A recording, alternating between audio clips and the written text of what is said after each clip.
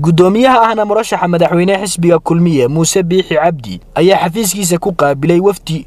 ka socda wadanka Jarmalka oo uu hogaaminayo safiirka Somaliland iyo Soomaaliya u qaabilsan dalka Jarmalka Master Marcos isla markaana uu wehelinayo sarkaal sare oo ka tirsan safaaradaasi waxaana murashaxa madaxweynaha xisbiga kulmiye kulankaasi ku wehelinayay afayeenka xisbiga kulmiye Xasan Maxamed Cali Gaafadhi sidoo kalena kulankaasi waxa goobjoog ka ahaa wasiirka wasaaradda arrimaha gudaha Somaliland Yaasiin Maxamuud Xiir Faratoon iyo duqa caasimadda Hargeysa Cabdiraxmaan Sooteelko kulankan ayaa intii uu socday waxa lagu lafaguray doorashooyinkii Somaliland ka qabsoomay isniintii hore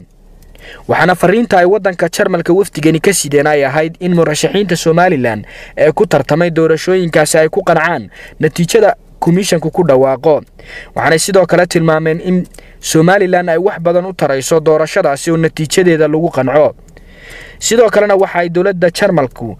ay ka hadleen waxyaabaha ay Somaliland la qaban karto dhinacyada horumarka sida farsamada gacanta dugsiyadeeda oo ay horumariyaan iyo wadooyinka ay door lixaad leh ka qaataan gudoomiyaha ahna murashaxa madaxweynaha xisbiga kulmiye ayaa wafdigaasi soo dhaweeyay isla markaana ay arrimo badan kaga wada hadleen intii kulankaasi socday intii ay ka qabsoomeen doorashooyinkii madaxtinimo waxa ku soo qulqulaysa wufuud caalamiya oo ay soo jiiteen doorashooyinkii Somaliland sida nabadgelyada uga qabsoomay Cabdikariim Saciid Saalax Home Cable TV Hargeysa